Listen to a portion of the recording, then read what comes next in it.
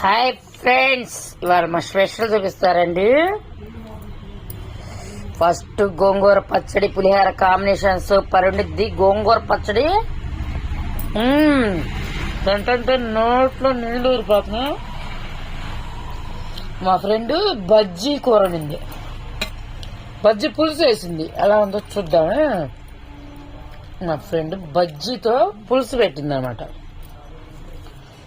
ఇదిగో బజ్జీ, తర్వాత క్యాలీఫ్లవరు, తర్వాత కాకరకాయ. మా ఫ్రెండ్ అనమాట ఇవి. నాది గోంగూర పచ్చడి. నిన్న ఉండే కదా చిక్కుడుకాయ, అవి ఉన్నాయి ఫ్రిడ్జ్లో. ఇవే సరిపోతుంది కూరలో.